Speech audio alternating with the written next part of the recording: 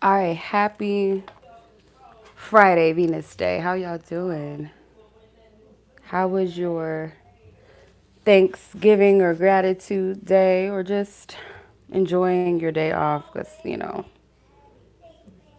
Um, let's see. Hold on. Let me check the sound, y'all, because y'all know this ish be acting crazy. Let me see, y'all. Let me check the sound. Oh, I can hear myself. If y'all hear that echo, that was me. So, yeah. Greetings, you guys.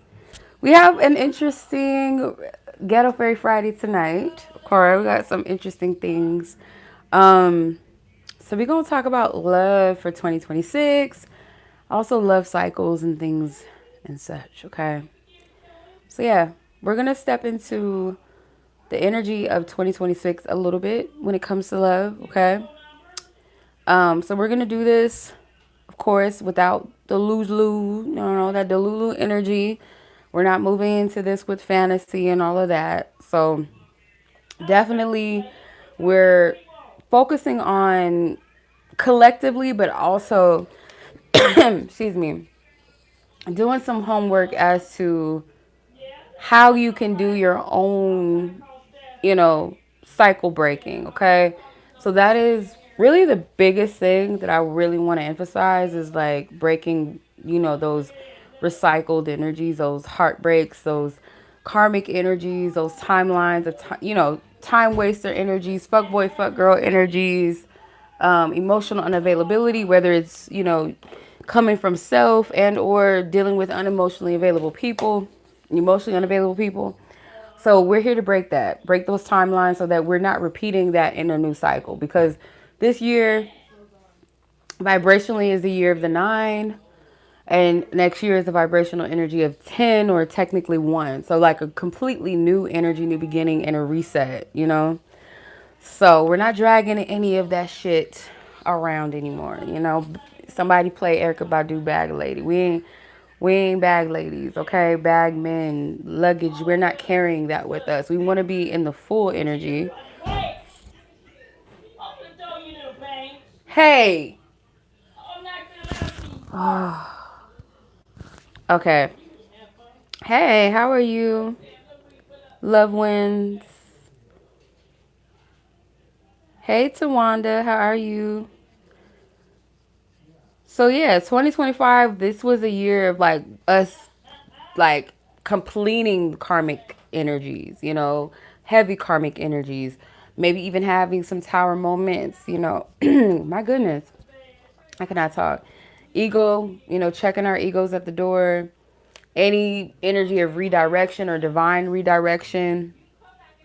If anything, any part of love that felt confusing, okay, any inconsistencies, exhausting cycles, things like that, this is all happening because spirit is trying to lead us to breaking out those patterns, like breaking us out of the cycles and breaking the patterns. And it wasn't so it can break our spirit. I feel what I'm learning is that, disappointments disappointments are very discouraging. When you have them, it's like, damn. But if you really look at the situation, because sometimes we don't really go into love consciously. We kind of deal with love from a place of like, I want what I want. So you try to figure out, um, try to strategize how we can fix it, how we can make it work, but never, hold on. I don't have anything to drink because I don't know if it's because those jalapeno poppers in there is cooking or something. I don't know, but I'm like not even in the kitchen, but my throat is like, but no, it's an opportunity for you to like dissect and not like always let me rush to kind of fix the situation, or maybe I need to do a little bit more. Maybe I need to switch it up. And sometimes it's just for you to sit and like recognize or see what's going on and pay attention to the patterns. You know what I'm saying? So conscious awareness, and I feel like going back to the year of the 9, which is 2025, if you break that down into one single digit, it's a 9. Going back to the hermit card of the tarot is number 9. That's introspection, right? That's walking with wisdom, or walking with discernment, your light, your lantern guiding you. And it takes time, it takes a pause, it takes inner work, it takes reflecting, right? So anytime you're dealing with those experiences where it's not really favorable, or what you would want to experience is kind of uncomfortable, confusing, things like that, dealing with somebody that's inconsistent, it's more so for you to like tap into yourself and see it, rather than going, oh, this is just what I want, because this energy of what I want is like you continue to reach for it. Let me keep pushing for it. And you'll just continue to, if you notice past experiences like this, or maybe even some of you are currently going through this, you'll find that it's a repetitive thing. It doesn't stop because it's a pattern, right? It's not ever going to change because it's not a healthy thing. So tonight's reading and topic is about the you that is getting ready for real love. Okay. Okay. The love that is not here to drain you. The love that's not, need your constant convincing and trying to prove of yourself, or trying to prove to other people like, yeah, this is real. This is the love that will speak not just your heart language or your love language, but your soul's language, right? But before we get to that, okay, we're also going to get into the shadow energy, like I said. So we're not here to punish ourselves or anything like that. This is not punishing yourself. This is about freeing yourself, okay? Because, because the version of you that gets that divine union maybe in 2026, or at least in a healthier place where your dating life is more healthier, or where your relationship with yourself, most importantly, first and foremost, is healthier. Okay. So that doesn't have to be, perfection, but it's healthier. So you're not putting up with the same things anymore. You're not fighting to, you're not competing for love. You're not fighting to prove of yourself. You just being you. It's just you doing you. Okay. So this is not about having the same wounds, okay, that you may have survived or been in survival mode back in 2024, 2023, or 10 years ago, or whatever, okay? So, y'all know me. I will never sugarcoat with y'all. I would never pacify y'all. I'm always going to tell you the truth in a loving way, okay? Because true love will always require truth, okay? We cannot bypass that, all right? So let's tap in. Let's begin. I do have some new cards. I'm excited about that. So we're going to use the new cards tonight. Yay. Okay. Excuse me. Okay, let me put the chat on so I can see what's going on at the moment. Okay. All right, let me see. All right. So this new deck, I'm going to use this new deck, but I'm going to use it as a clarifier because I'm actually going to use the tarot first. We're going to do that.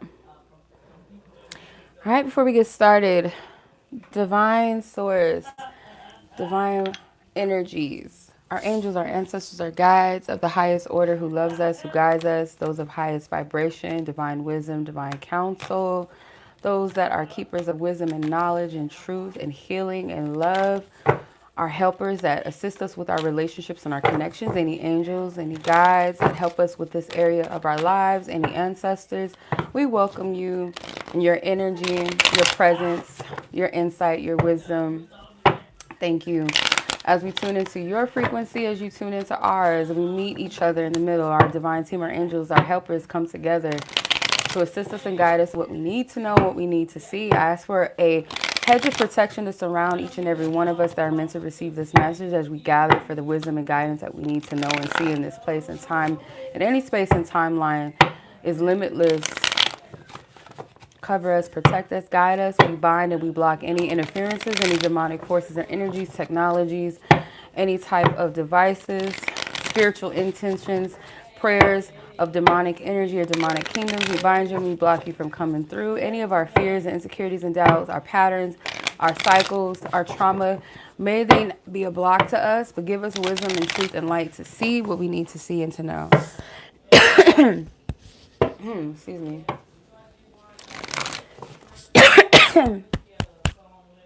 Shit. Amen and Ashe.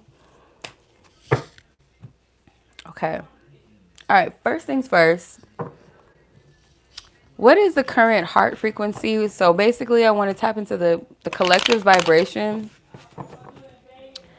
What is our emotional frequencies and energies? Where are we operating from in our heart at this time? The collective that I'm speaking to.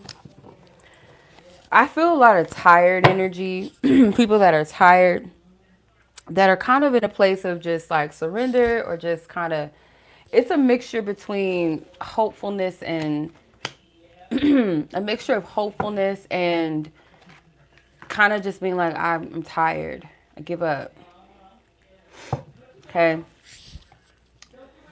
So you have the Queen of Wands, the Knight of Pentacles in reverse, the Hierophant, and the Five of Swords at the bottom of the deck. So I feel like you guys are tired of these false connections where a person promises that they're going to deliver, but they don't. You know, they promise that it's almost like this energy of people presenting themselves. And maybe even some, it's like, no, I don't think it's people that are genuinely showing up, but you're not interested. I don't get that. I was about to say it, but no, that's not what I'm picking up.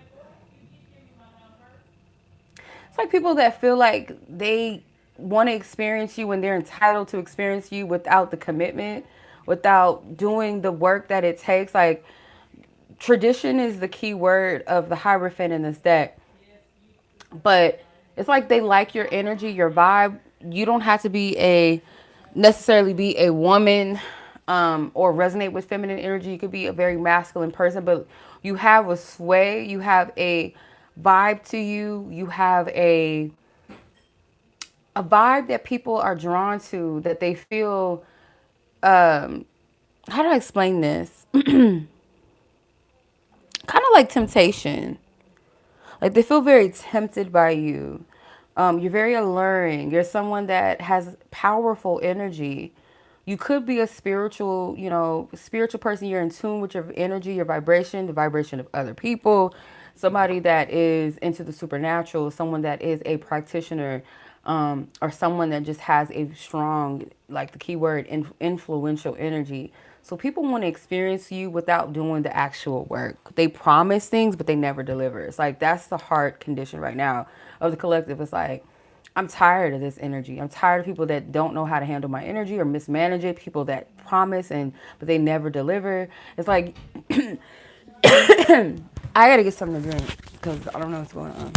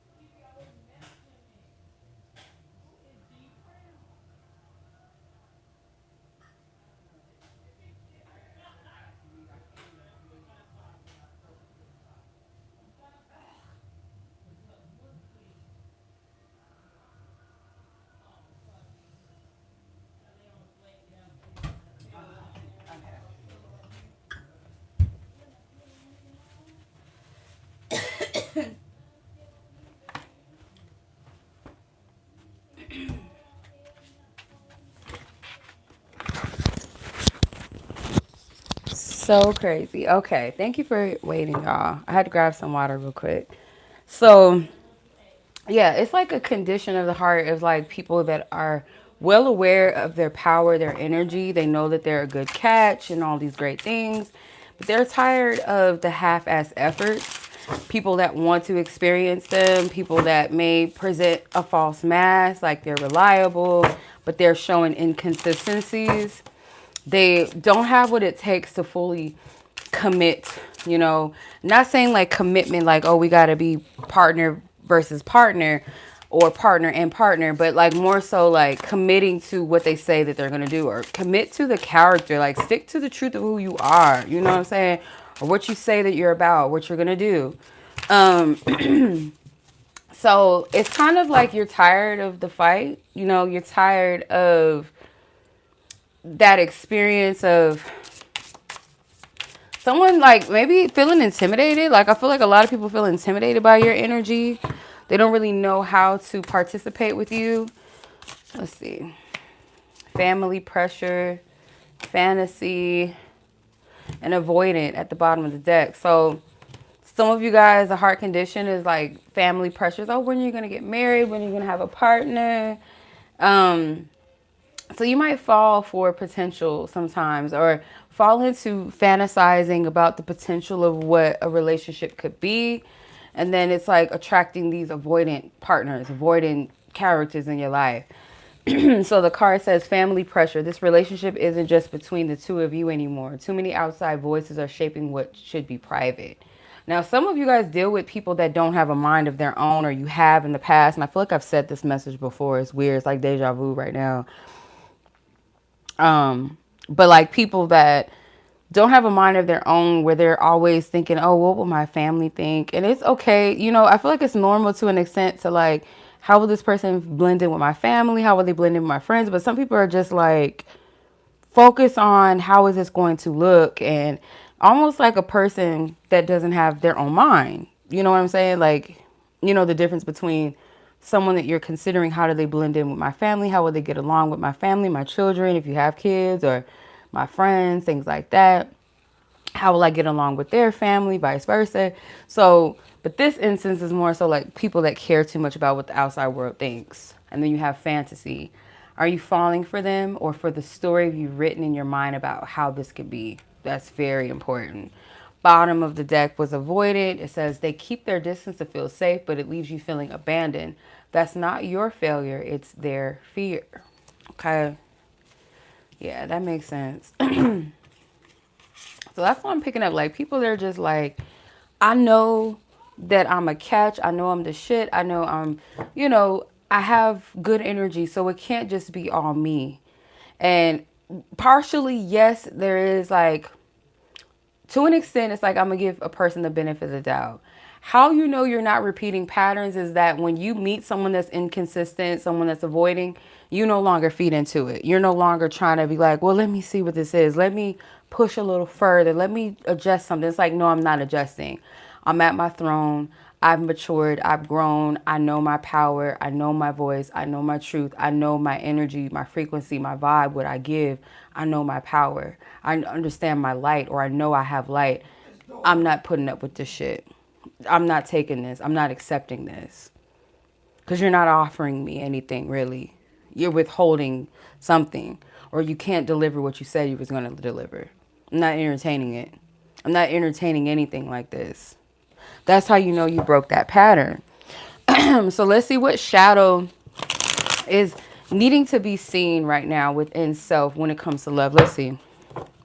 What's the shadow? Any shadow or any pattern that's lingering, any wound, any belief that must be acknowledged. Let's see what that may be. For the collective spirit of those who are meant to receive this message, what is the shadow?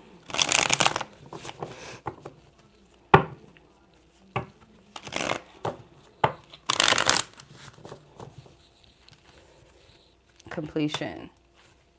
A lot of the shit that you're done with, a lot of participating too much in the bullshit like that anymore. You know, I don't see that. You have completion, which is the world card. Harvest with 7 of Pentacles. Action, the Knight of Swords. Bottom of the deck, hoarding, which is the 5 or the 4 of Pentacles. Excuse me. So the shadows, anything that must be dealt with. Some of you guys, it might be quick, like you might be too quick to cut a person off. Not saying that you shouldn't vet and use discernment, but sometimes maybe you're too quick to cut people off. And I feel like that's a fear response. Like if a person doesn't respond in a timely manner, like some of you guys might be like, this person doesn't text me back or call me back or whatever, do this at a time. Like when I say that I feel like they should and they kind of don't, they might not even know that that's a standard, but it's like you set that for yourself, which is okay. Like to have those boundaries with yourself, set those standards with yourself, you know, give yourself a rule. But if it's like too fixed in a way that's kind of like unreasonable, you know, because there's some circumstances where maybe this person really could not, let's say their phone died, right? They said they were going to call you at 7. Their phone was running low. They on their way home from work and their phone dies when they said they were going to call you at 7. And you might be like, oh, well, that's it. Fuck them. I'm not talking to them. But it's like, if this person is truly honest and they've never shown you anything in their character that would have you go, they're inconsistent, then it's like, you know, can you bend a little, like be understanding, or is it like you really just like, fuck that, I'm done? So I feel like that comes from a place of you being fed up and tired of inconsistencies. But this is where, you know, discernment comes in, right? Paying attention to people's patterns and behaviors, their character, you know, yeah, okay. Your shadows come from like your values. Like, this is what I want. I don't want anything that is toxic. I only want what's healthy. But it can come from a little bit of, if not jealousy specifically, then from a place where it's like that controlling energy. Like, I have to control the narrative because I've been through things that were toxic, that felt, you know, kind of uncertain, inconsistencies, right? It's coming from a place of you protecting yourself, clinging to that control where you feel safe. But you got to be mindful of that. So that's a shadow that needs to be worked through. Okay.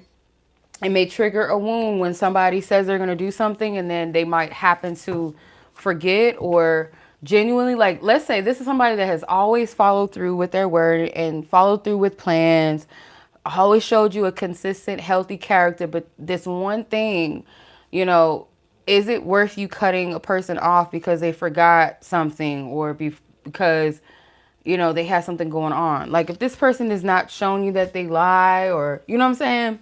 So you have core values that says you may differ in details, but you agree on the non-negotiables. You don't have to reroute your values or override your instincts for them.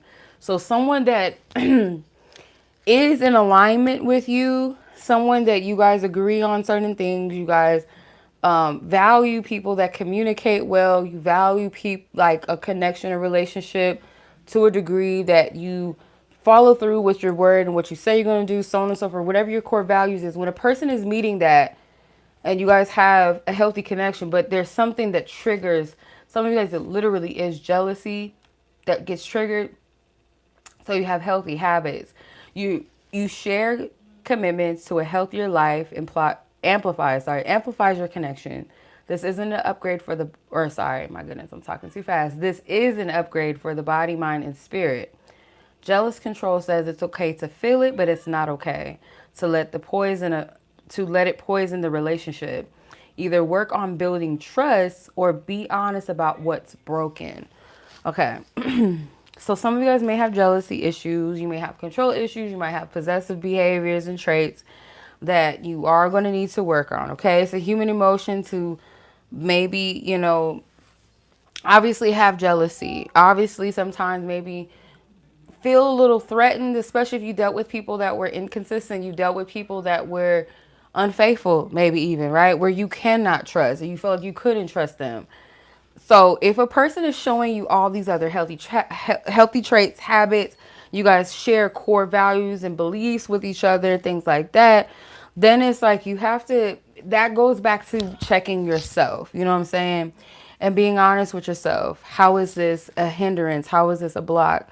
You know, love is a conscious decision every day, and it also requires you to die of your own selfishness daily, because especially as an individual, like, yes, you have to have individuality about you, but there's certain things about self that we also have to consider.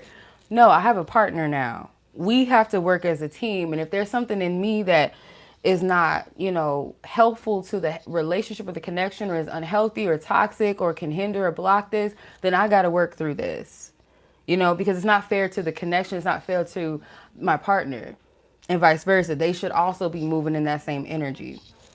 Okay. I'll put these back for a second. Yeah, illusions at the top, which is the moon in this deck. So there are certain things that appear to be one way, but you have to check yourself, because there may be some subconscious things, some hidden energies, some patterns that are underneath the surface that are triggered by your emotions.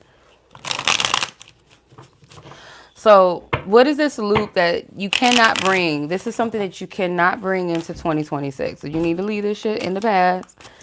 What is it? Indefinitely, which is a hindrance. Indefinitely. I got a lot of cards. Anxiety, which is the Nine of Swords. Transformation, the Death card. Invitation, Knight of Cups. Transition, Eight of Cups. Nurturing, Queen of Pentacles. Prosperity, Ace of Pentacles. Okay, so what is it that you absolutely cannot bring into 2026 when it comes to new love? Like, it just needs to stay where it's at, stay in the past. Definitely your anxiety, your fears, your worry, overthinking, being in your head, not being open to change, okay? Not being open to being a different person. There's like a fear around fully accepting, and it could be sometimes like it's not necessarily that you don't want change per se, because I feel like naturally you want newness, right? But what it takes to do that, or how the change is being, how you're being called to change or step into change, or how things are changing, is not always something that's comfortable, right? So that could be more so what it is. Not so much that you don't want to change or you don't want newness. It may be that certain things that you may not be aware that you need to change, or it might be uncomfortable changes, or what it requires for something to shift or change that might be uncomfortable. So you have to be okay with transforming, with evolving, or things changing and evolving, not staying in its expected state all the time. Being open to receiving love, leaving maybe even the approach or how others should approach you in love. It's like leaving that behind as well, and being more open to receive in a new way.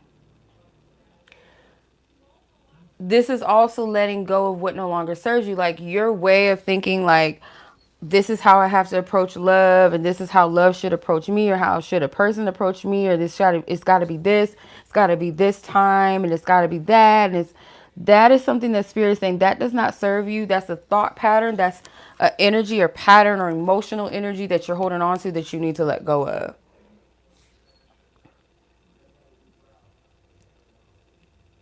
And be more nurturing and giving to yourself.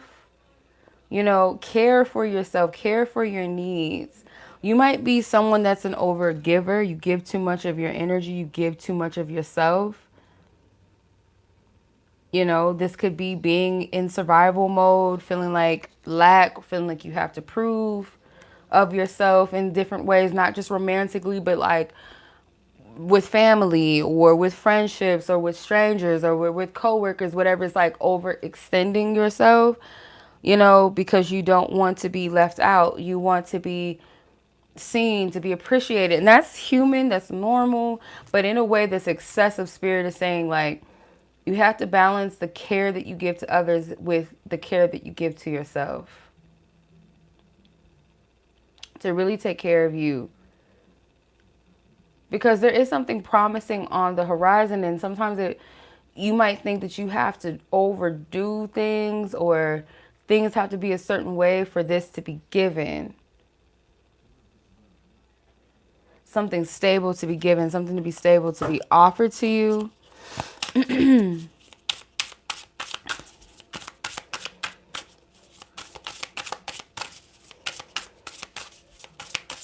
Yeah, because I feel like I've seen a lot of solid people. Like, you're a solid person. Like, you're reliable, you're real, you're honest with people. You really prioritize your connections and deeply rooted things. You really prioritize stability that matters to you, that's valuable to you. Um,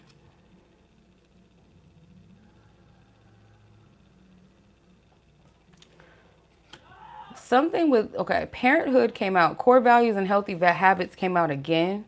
So like if you know somebody, you guys are on the same page as far as like your non-negotiables, what you value. You guys have, you know, a healthy connection, healthy habits, and character is consistent.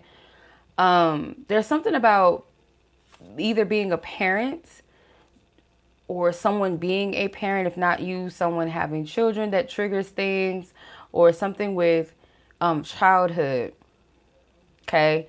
You may have wanted also to have a family, but someone that you were dating did not. This person may have been against that. They could have talked down to you or just didn't want to connect with your children or something. It's like there's different things here. There's layers to this. So this could be very triggering to you. So yeah, I feel like you want a family. The Queen of Pentacles is also to me like the wife card, the mother card, you know. Empress and Queen of Pentacles gives me that pregnancy vibe. So for some of you, this is you desiring to be pregnant or desiring to have a partner, that you guys have a child. But in the past, I feel like you valued this as something you wanted. You want a healthy family, even if you didn't have that. But you may have dealt with people or a person in particular that did not want that. They didn't want that, or they did not appreciate your children if you have them, or didn't try to form a bond or relationship with them. So this could have been like a past experience. Okay.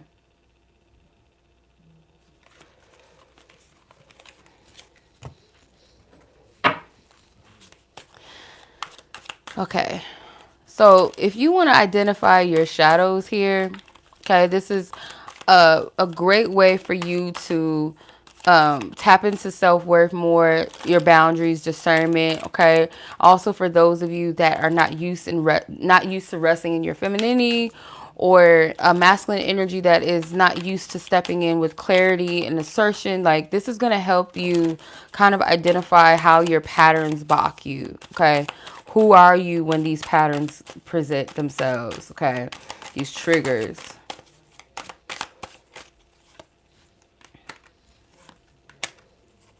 I think I have them upside down, but that might have been for a reason. Who are you when these patterns or these triggers arise? You have the Six of Swords in reverse, the Two of Pentacles in reverse, the King of Cups in reverse, Two of Cups, and the Ten of Pentacles. So you become someone that is maybe resistant to moving forward with something. You get kind of scared. You start kind of feeling ungrounded, doubting yourself, going back and forth. Should I invest? Should I not? Should I give this a chance? Should I not? Do I want love? Do I not want love? This is coming from emotions. This is how you can tell these patterns are fucking with you, is like it messes with your emotional state.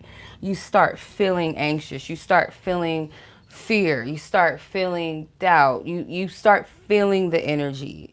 You know, you may even feel it in your body. So this is how it starts. This is how it presents itself. This is how it presents itself. It starts as a trigger in the emotional state. Because you do want a stable partnership. You do want something that is sustainable, that can grow, that can build. Something that is like a connection that benefits your generations. Like you birth generations. You birth traditions. It's like you want that. You want a union where you guys are both on the shared page, okay, where you have shared values, visions, desires, shared commitment, shared devotion, where you're willing to commit and show up for each other. You're willing to be vulnerable and give of yourselves. That is what you want. So when the patterns and the triggers arise, it's like is this real? You start getting in your head, you start blocking the forward movement, especially when things start moving forward or they seem to be moving forward. You might kind of get in your own way or go back and forth with yourself. Start feeling the doubt, start feeling the indecisiveness, or, start dissecting. Okay, is this, is this safe? Should I do this? Am I just making it up? Am I delusional? That, going back and forth with yourself.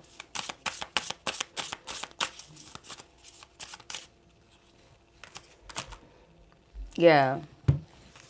You start maybe leaning into jealousy, getting envious, getting upset. Some of you settling for less, being content with things that are not for you, but it's like, oh, this is all that I can get, or this is what makes more sense. Like that love that I want, that's fairy tale shit, that's unrealistic. No good men exist, no good women exist, that type of rhetoric. But let's see, who are you when the pattern actually breaks, though? When it actually breaks, and then we'll get into how love will show up for you in 2026. How will, who is this collective when those patterns finally break? Those triggers are finally overcome. Okay, 5 of Cups, 3 of Pentacles, 9 of Cups, and happiness, which is the sun at the bottom. So 5 of Cups, 3 of Pentacles, 9 of Cups. Who are you when these patterns break? You're someone that has, you acknowledge the pain that you've been through, the disappointments, the heartache, the losses that you've been through. You might even like kind of, accept that, okay, I'm sad, or I've been disappointed, the shit has hurt.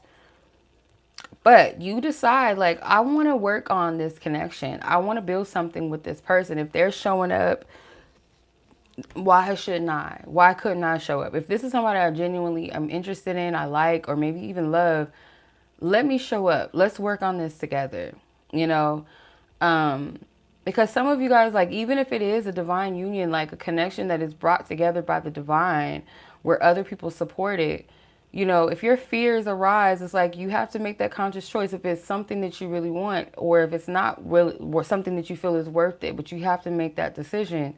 And with love, it is a conscious choice and decision daily to build and to work on that connection and to work on yourself, most importantly, to be that partner that your person deserves and needs, right? And vice versa. If someone is showing up and committed, it's like, I owe that to this relationship. If I really love this person and this is who I choose, I owe it to them, right? But it's going to be very rewarding. You might feel aligned and happy. You might celebrate yourself, your wins, your all that you've been through, your integrity, celebrating your union. So I feel like, who are you when you break the patterns is someone that is acknowledge the pain. You know that it was real, it happened. But you're still hopeful that there's more, and you choose to collaborate with love. Even if there's not a person yet, it's like, I choose to collaborate with this because there's someone out there for me. I got to believe that there's someone for me, and that my spiritual team, they're backing me. They got this. Because you know that you deserve happiness, or you're allowing yourself to receive happiness. You're allowing yourself to know that you are deserving of happiness. Business partner. Yeah, so some of you guys, yeah, it's like you might be one of those independent type of people that feel like, I don't want love to, get in the way with what I've been doing and my progress and my focus and my happiness just being single. But it's like, you can have both, right? You can have a healthy relationship with yourself, and or focus on career advancement, achievements, without looking at love as a distraction. The only time that love is a distraction for real is when it's with the wrong person, right? Someone that is here to deter your path, or just not for your highest good. So you're proof that love doesn't have to get in the way of success. With the right person, it fuels it. Shared healing, yes. Together, you're breaking generational patterns and becoming the example you never had growing up. So, yeah.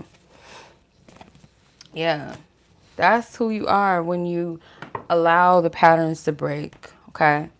So, I'm going to clear the table, put the cards back, and I'm going to ask how love is going to show up for you in 2026. For the collective, I might have some different scenarios as you guys are all unique. You have your own story, so it's not going to be the same as the next person. So keep that in mind.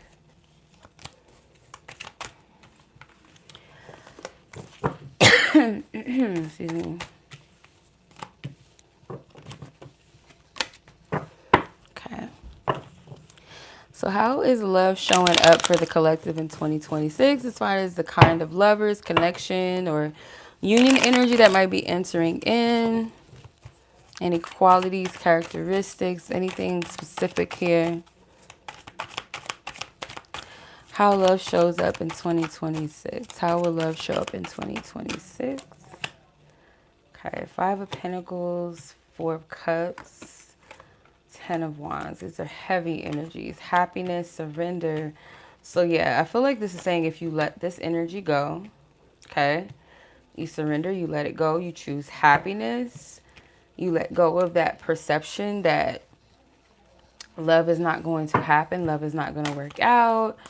Some of you guys, it might be a painful ending or something that leads you to drop some sort of heavy burden, pattern, cycle where it's like, you know, two people that just don't have anything to give of each other. It's like we're just not a match. You stop trying to feed something that's not meant to be fed anymore, or if ever. Okay. So where, excuse me, you allow spirit to bring in something that is stable. It's a blessed energy. It's worth the investment. This is someone that wants to invest in you, someone that you will find worth the investment. They may trigger something of the past, like you choosing to move past the past. Does that make sense? Into moving to something that's going to move steadily, but it has a strong foundation, or it has promise, because this person is showing you consistency. They're showing you that they're reliable in their character and their energy. So that's what makes it more, you know, more considerable of an investment. Does that make sense? Like it's a healthy consideration because this person's showing you a consistent character. They're showing you like they are a reliable person, that they have good intentions. They are who they say they are. They're going to show up when they say they do in a way that's healthy. It's not like, oh, I'm an asshole. This is who I am. You see, you know. It's like, no, this is somebody that has a good character. Someone that is responsible. They're wise with their energy. They take their time with things. They're not here to rush, but they're open. They're willing to do the work. This is someone that understands that good things take time. Okay. So this isn't going to be an overnight connection. Let me be real with y'all. Whoever you guys encounter, or the people that you start encountering, when you start stepping into this energy, when you start letting go of the past, the heavy energies and whatnot, let go of the fears, you're going to attract steady partners, steady energies, steady connections. But you got to get out of your own way. These connections may trigger you to face your limiting thoughts and beliefs around love, or feeling like, oh, well, I'm just powerless. Nothing works out for me. That victim mode, that victim mentality, it's going to help you address and deal with that. Okay? Because you're not used to anybody showing up for you and having your back. Okay? This connection is going to kind of thrust you into showing up for yourself, whether that comes through the fear of no one showing up for you. Once again, like feeling like, oh, well, this is just going to be the same shit. Or this person shows you the importance, or tells you the importance of you choosing yourself. It's like they might say something along the lines of, I would never want you to neglect yourself for me. I would never want you to choose me over your well-being. Like, I always want you to choose your happiness, if anything. Like, that's the type of energy that they give. Because you're used to people that are passive aggressive. They play games. They play mind games, emotional games to see how much you care. They play these emotional games. You're used to that. But this is different. Okay? The energy that you're bringing in It may not be someone that's your person or your one, but it's like the people that you give a chance to or open to, they have good intentions. Okay? Yeah, there's people that you're growing apart and you're aligning with others that may be different from what you thought you were going to be with, or something about your love life is going to play out. The love story is going to play out differently than maybe what you idealized it to be, but know that it is a balance. It is a healthy alignment. Okay? So 2026, you guys might have just gotten out of a relationship, or you grew apart from somebody that you wanted to be with or thought you were going to be with. Could be a situationship, and to something unexpected happening in your love life, but it's a perfect alignment.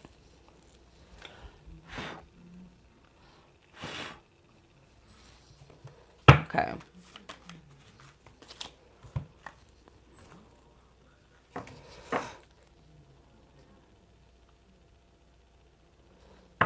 Okay. I want to see what is the gift. What is the gift that 2026 brings in love for you? What's the gift? I'm going to use some oracle cards.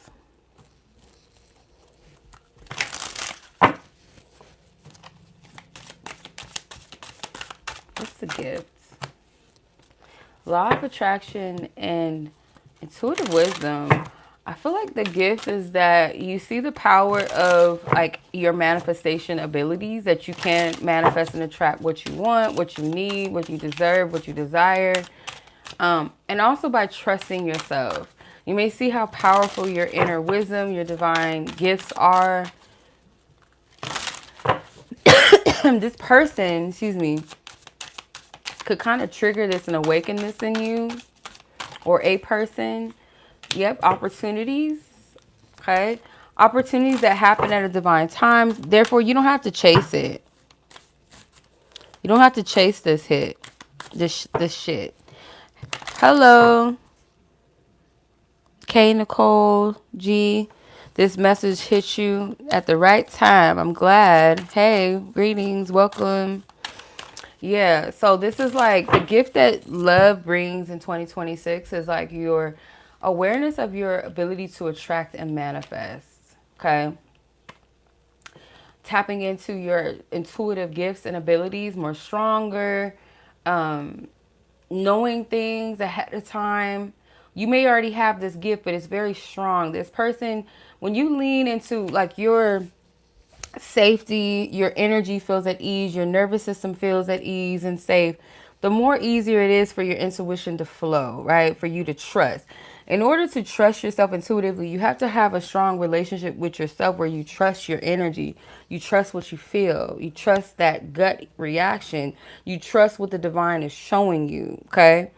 So this person may kind of awaken this in you. Let's see what else. I'm going to use this love deck. What gifts does love bring in 2026?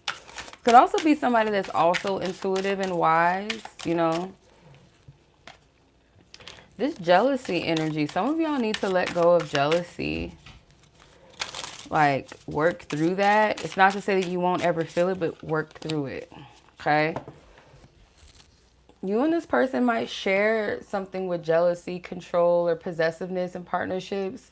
So that could be a gift. Like you meet someone that is also working through that. You guys work through it together. Whether you guys trigger it in each other, it's like you help each other. Okay. How are you to receive this love in 2026, or to just be open to receiving love in general?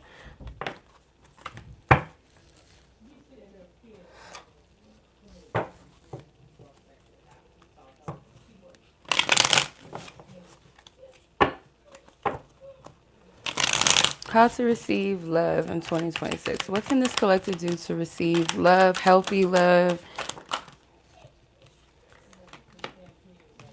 I don't know if my deck is in reverse. Some of the cards are in reverse. How to receive it. Allow whatever needs to fall away, fall away.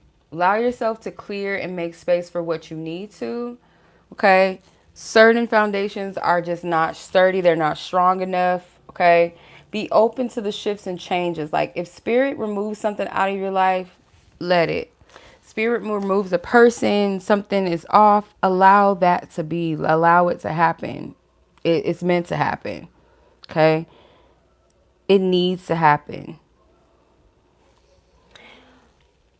Let go of that lack where you expect things to not work out, where you expect spirit to not support or for things to show up for you. You don't expect new beginnings. It's like, let go of that thought process if you have it. Like, oh, I'm just used to things being this way. Shit always happens this way. This is just what I'm used to. Like, let that go. You know what I'm saying? Let it go. Release that thought process of lack. Criticizing your past, okay? If something arises, something triggers you, or someone may even try to bring up something about your past is in your past. If anything, learn from your past. If anything, reflect on it and look at it from a place of what did I learn? What do I need to do better? But not from a place of you criticizing, shaming yourself, placing these unrealistic expectations of yourself, focusing too much on the future or putting too much emphasis on the future where you're not allowing things to flow naturally. Okay? So just flow in its divine order. Okay? So how to receive it? Let go of these things. And don't give up on yourself. Don't give up on love. You have perseverance, which is the 7 of Wands. Okay? When a trigger arises, you being the Queen of Wands or King of Wands energy, what have you, you have this powerful energy. You're strong. You're magnetic. If you can attract, because you might say, oh, well, I always attract the people that aren't good for me or the people I don't want. Don't say that. Say, I have the power to attract anything. But what I am aiming or what I want my point of attraction more so to be stronger or for me to be more receptive and acknowledge or discern is connections that are for me, that match my highest vibration or that matches the flow and the genuine person, the vibe that I am. Someone that's not intimidated by my power, not intimidated by my attractiveness, my allure, my aura, someone that resonates with it, that respects it, that admires it, that is lit by it, that supports it, that protects it. Someone that I can lean on and trust, that they're not trying to limit me, cap me, or run from me, grow scared, feel intimidated, that they rise to match me if this is someone that, someone that has the courage, someone that has the vitality, someone that is not afraid, someone that has the audacity to be like, I know who the fuck I am, but this person is mine. I'm proud. I may not always feel like I live up to this person, but I'm going to rise to the occasion.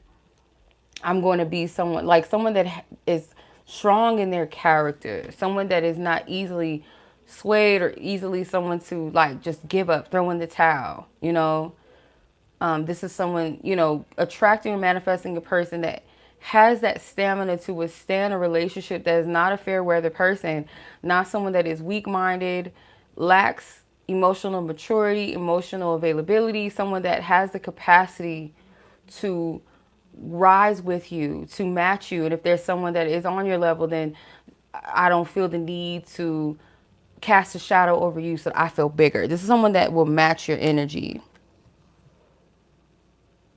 Oh my goodness, what happened, sis? Oh my gosh. Oh, I hope you're okay. What happened? Oh my goodness.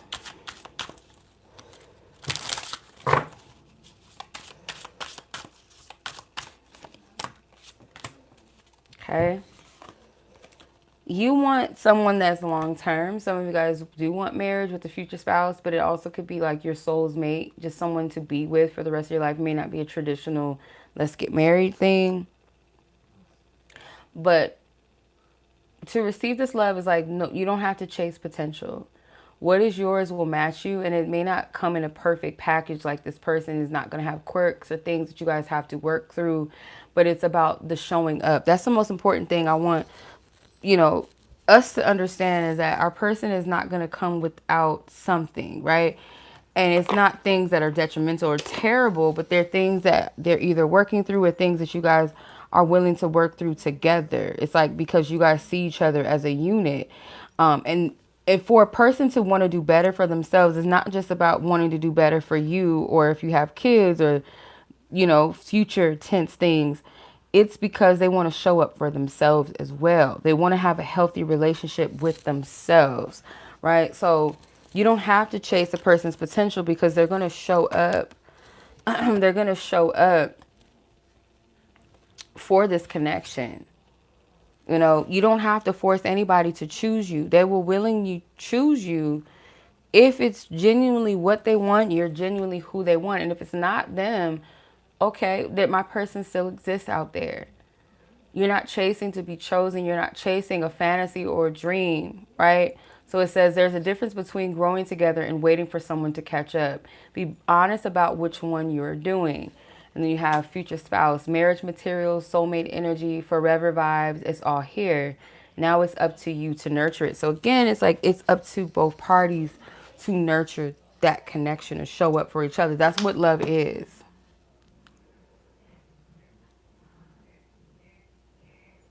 Oh my God.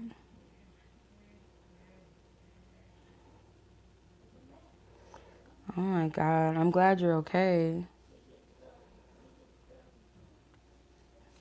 That's scary.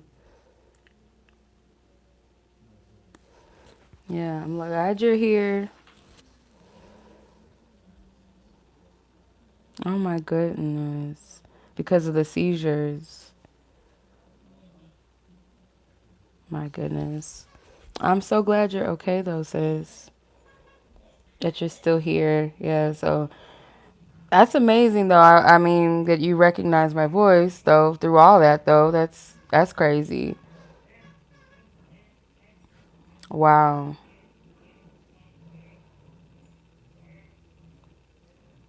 Yeah, I'm glad to hear you're okay.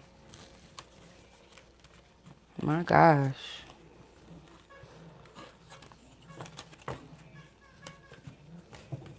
Okay.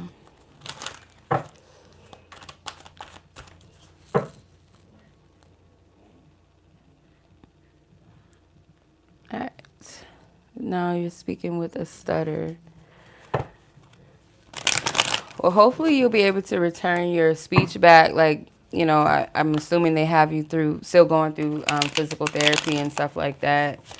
Probably speech therapy because they do that. I know they do that with like when you're in comas or when you come out of a coma. So hopefully that, you know, that comes back, your normal speech. Oh my gosh, that is so crazy. Okay, last but not least, y'all, what is Spirit's advice? Any other advice or guidance? I'm going to use my angel cards here, angel signs. What is Spirit's advice? It comes to 2026 in love. Yeah, because I feel like you guys are going to meet a different type of people energetically, like the archetypes and things like that that you're used to encountering. I feel like you're going to start meeting some people that are different.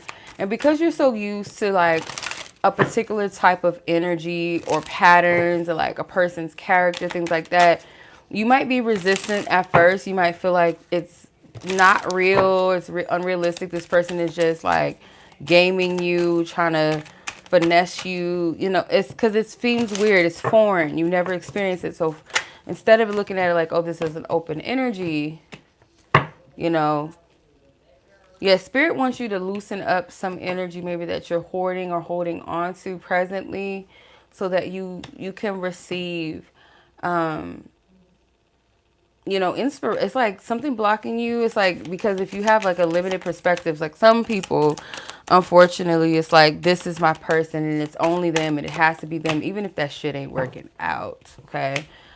But Spirit's like, you're not seeing the possibilities. You're stuck on one thing. It's like expand. So 333 at this time could be about expansion, being open to create a new energy, new timeline, just being open to that. You don't got to be too hands-on that, but just being open and freeing up your space from holding on to old energy. You have balance with 666. So there's a duality in the universe, right? It's up to you to discern what energy you're giving way to, right? We're human. We have our shadow moments. People have their shadow moments.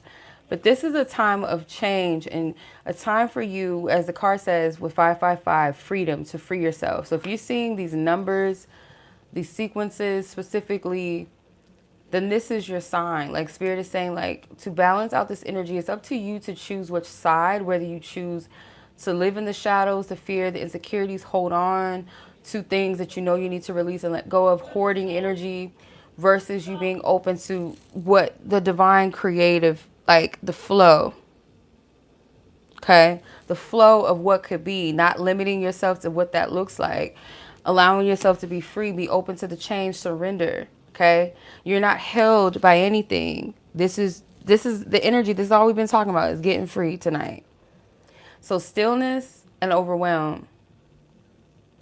Some of you guys are in an energy where you're just called to pause. Okay, do not overwhelm yourself. Okay, do not take on unnecessary things that you don't need to at this time. Some of you guys are not even in the space to even take on a relationship right now. You're just not. Okay. Friend was at the bottom of the deck. So you're not by yourself. You have people here in the spirit and in the physical realm that are here. And some of you guys in 2026, you may meet your person through a friend, or they might be a friend. Dang, you've been fasting for 27 hours? Damn. Yeah, let go. Because some of these connections are just distractions. Yeah, you got distraction, you got temptation. You guys have bigger fish to fry. Some of you, Spirit needs your attention. You are a light worker, or what they call light worker. Like, you have some work to do. You are a light. And whatever sense that may be, like, your assignment is different from the next. Always check in with your divine team. Like, what am I being called to? Because it could be as simple as like them saying, make sure you smile at everyone you cross paths with today. Because they may need that. You know, we be thinking, oh, well, I got to perform a speech in front of, thousands of people, or I got to post videos on YouTube, or I got to be, it's not always that. Being a light worker is just you being of light, period. Just being in your light, whatever that may look like, being in your light. When you're in your light, naturally, you will be a light to others. You'll just naturally radiate that. You'll naturally show up in that way. That's just, it is what it is, right? So some of these energies, these are distractions. So they're just, giving you a heads up. You might be tempted by something or someone that's just not for you, right? This person is a distraction. They're influencing you in a negative way or draining your energy. Okay. Oh, wow. A lady I was close to has an envious spirit, fasting to disconnect from her projection and the ex. Yeah. So yeah, this isn't just about love, for sure. It's not just about love connections. Like, some people you need to cut cords with, maybe so-called friends or maybe toxic family members. Like, you can't introduce new energy in under old circumstances, you know what I'm saying? Or connections that are a hindrance or distraction to what you're meant to call in or bring in, It's just not meant. Okay.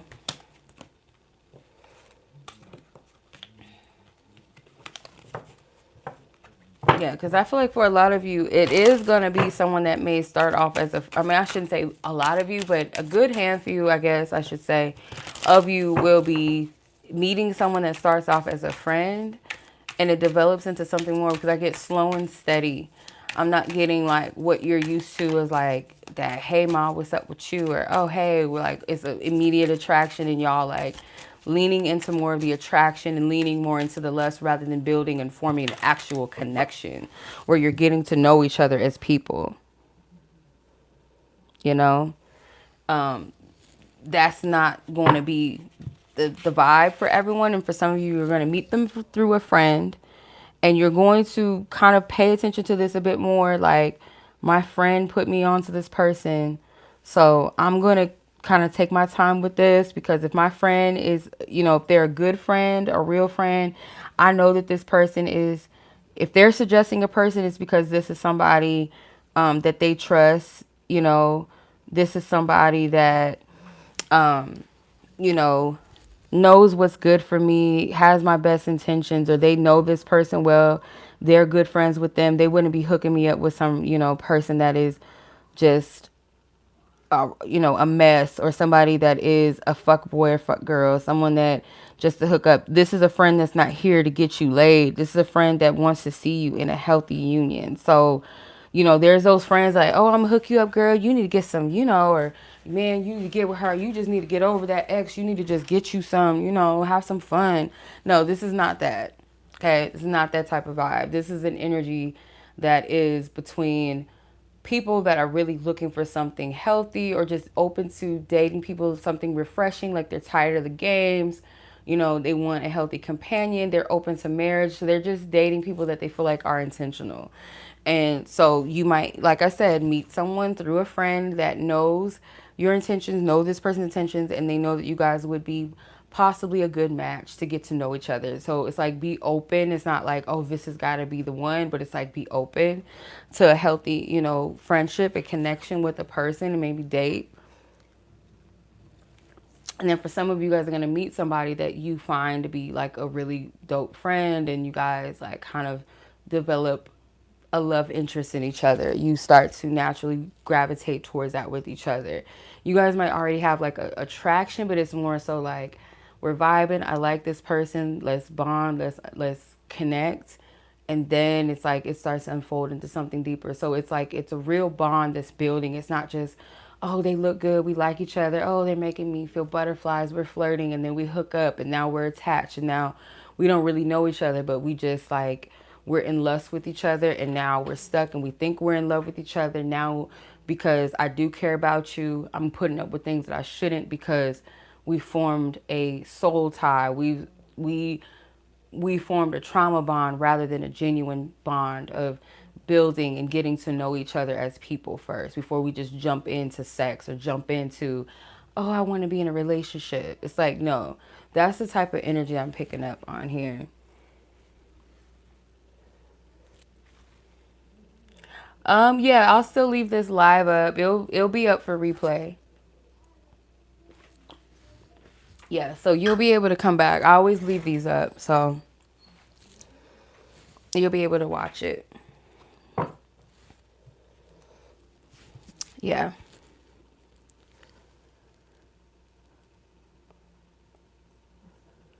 So what I, encourage you guys to do, you don't have to do this very specific thing. You're welcome. I appreciate you for coming and joining. Welcome to the channel. Um, but yeah, I want you guys to do kind of like a mini, like, some shadow work, whether it's through ritual, whether it's through journal prompting, to just help you face these shadows, especially like, because this is coming up in December as I'm recording this. We have that last month, to kind of sit with ourselves and really reflect on the things that we may need to leave in the past. Like, seriously, and I say this because I know that it's a tradition for some people to talk about New Year's resolutions and what they want to do, their goals and things they want to let go of. But I'm serious in a way of vibrational energy as far as numbers. Numbers is like a language of the universe. So with the number 9, it's like, it's really for real, like important for us. And it's 9 viewers. It's really important for us to not play those type of games with our future. Like, anything, not just love. I know we're talking about the topic of love, but you don't want to repeat any cycle, stuck in something, stuck at a job that you don't want to be at, stuck in situations or in an energy with yourself doing the same things. Like, it's time to break these things off. So, you can reflect, or you can do like a little journaling where you ask yourself, maybe where do I abandon myself in love? How have I abandoned my needs, in love? Things that are just human, normal, common decency things that you deserve, but you may have abandoned yourself for.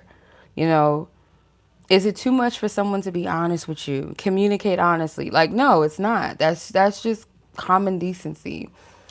You can ask yourself things like, what part of me is afraid of a healthy connection? A safe, healthy connection that shows up, that is reliable, that is transparent. Like, what part of me really is scared of that? Maybe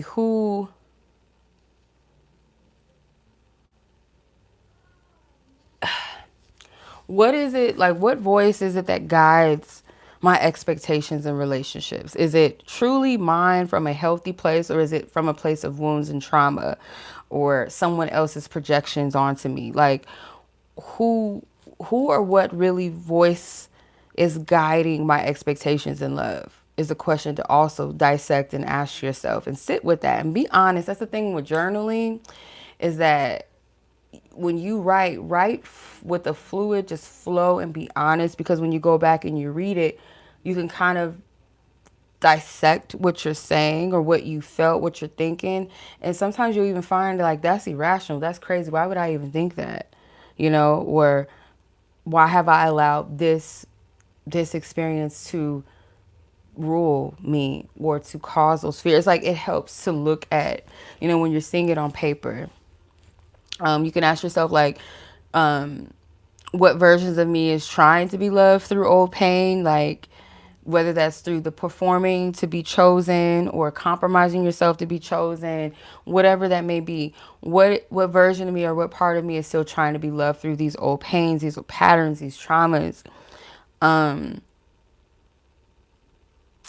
what do I do? Like, what is my go-to? What is my default behavior when I'm afraid that I'm not going to be chosen, that I'm not going to be loved, or that I'm not ever going to have the one? Like, confront those fears, confront those thoughts. Okay. Yeah, journaling is like, it's very helpful for real. It's very helpful when it comes to like processing your thoughts and your emotions. Is definitely helpful. And of course, like having someone that you can trust that's like a sound voice to help you sort through what you're dealing with. So I always encourage people to be very honest with themselves when they're like dealing with their pain, their traumas. Like, be real with yourself.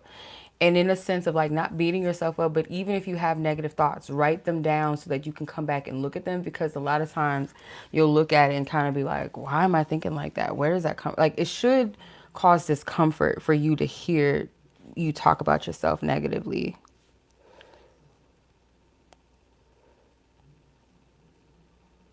I look at number 9 as like a completion for real, because how I look at 10 is like, technically people say 10 is a ending number, it's a completion, which in a sense, yes. But I feel like it's in that in between of an ending and beginning. Like, you just ended something and now you're in a reset, because 1 is that newness, right? That initiation into the new. It's that seed that we plant, that intention that we set forth, where 0 is kind of like a reset. It's a void. It's the womb, the point where you plant your seed, where you create. So I feel like more so is, to me personally, I would more so say that it's actually the year of the 1 than 10, even though technically it does come out to 10. I feel like I feel like it's more so a 1. Yeah, magician energy, fool energy. It's like the fool and the magician at the same time. Like, the fool is like that void, that fresh start energy. Let's create, let's jump, let's leap. And the 1 is like that initiation into the creation. It's your assertion. It's the seed that you plant. It's the power. It's the force behind your creation. Does that make sense? Um, that's how I see it. But if it helps you too, like, you can also do like a release letter too around the time. Like, you can write a letter to like your old self, your exes, people that have hurt you, old versions of yourself, timelines that you were in, the old patterns that you're releasing. Like, release letters are really helpful to write with that intention of releasing, and then like sometimes as a whole ritual, burning it. burning that letter in a safe space and disposing it, releasing it in the atmosphere, flushing it down the toilet, or if you have a fire pit, or if you have a fireplace or something like that, especially during the winter. Like, a lot of people are going to be using fire pits, and some people are going to be using fireplaces. Like, it's a perfect time to do that. um Shoot, you can make like a whole like month out of it, like a month of you dedicating to releasing what you need to in December. And then when you get to the 31st, like that new year, like you do that final clearing, like it could make it a whole dedication to yourself, for that month. You can also use like elements for the process. Like if you're using fire, fire usually is a transmutative energy. Water is usually for cleansing. It can represent like our emotional selves, our heart, where also fire can also represent like what drives us, our actions, our anger, that forceful energy. Earth is more of like what grounds us, what we need to nurture. Air can be our thoughts. It can also be our frequencies, the atmosphere, the energies that we spread, the energy that we walk in.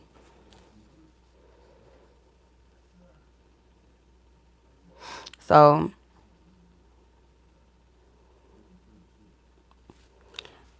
as far as like healing goes, like as we grow and as we change and as we heal, our processes are going to, I always say this, like with healing, it is layered. It's not a one time, no, it's done. Oh, I'm done with this. I'm done with that. But I feel like at this point where we're at in our journeys, we should be at a place where healing is not a chore. I want us to stop looking at healing as like this big chore. Look at it as like something you do as a self-care thing.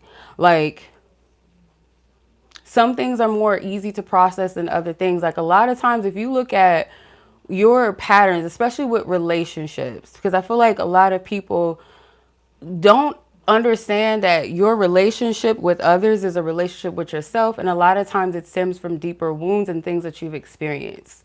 So like if you pay attention to the relationship you have with yourself, you will understand like the relationship that you have with people in general in your life is a reflection of the relationship you have with yourself, if that makes sense.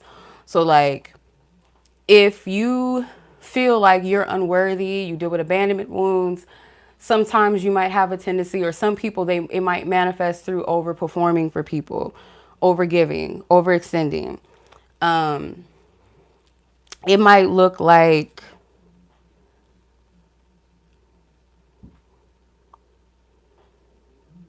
it could also look like too, like, how do I explain this? With your family and friends, you feel like you have to overgive, overextend, always show up for them in a way where they're not showing up or considering you. Does that make sense? Um, yeah. And I also feel like too, when it comes to the processing of your healing and things like that, like you have to understand, like sometimes when you have, when you've overcome something, when it doesn't affect you in the same way, or you don't have the same response or reaction to it, you know how to move past it. It's not to say, and this is what I feel like most people miss this. It's not to say that you're not going to necessarily be bothered or see it or acknowledge it, but it's how you respond to it lets you know that you've matured past certain things, right? It doesn't affect you, or it doesn't affect you in a way that it once did. If you allow yourself to go back into it, agree with it again, start participating in it, letting things get to you, or falling back into relationship connections that you know you shouldn't be in, then that's how you know you still have to do the work. It's something that you haven't understood yet. Or you fall into a trap in a new situation, but it's the same type of vibration or energy again. So that's how you know. If you're going to do any candle work, because like candle work is something that is including intention. It includes color magic. Flames are also like, this is just me, but like when I think about candle magic, I think about the flame itself. It is a light. It's a light energy. It's a invocation, right? It can be transmutive. It can be an energy that sparks things, that gets things moving, right? But it's all about intention. I would never set new intentions under the vibration of something that you're still holding on to, right? You don't want to do that.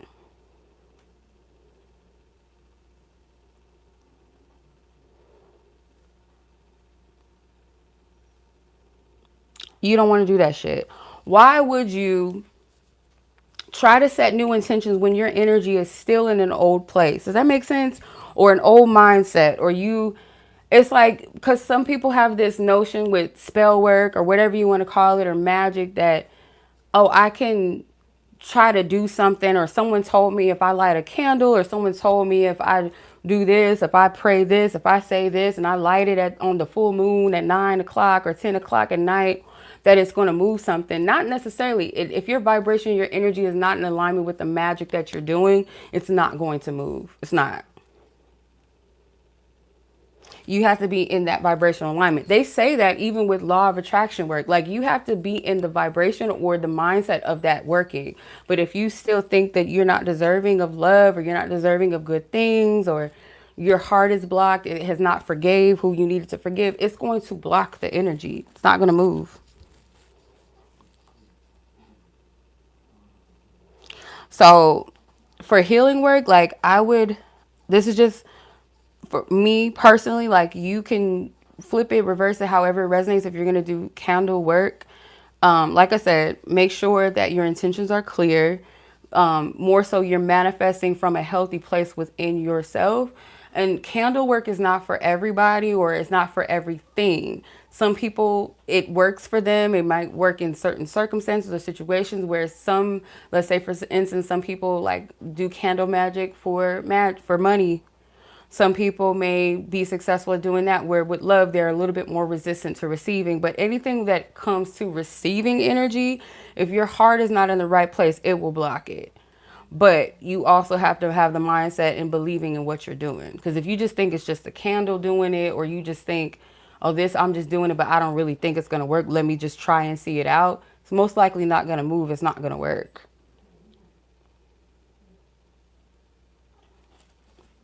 So if you want to choose the color based on the wound that you're trying to release, personally, hey sis, how are you?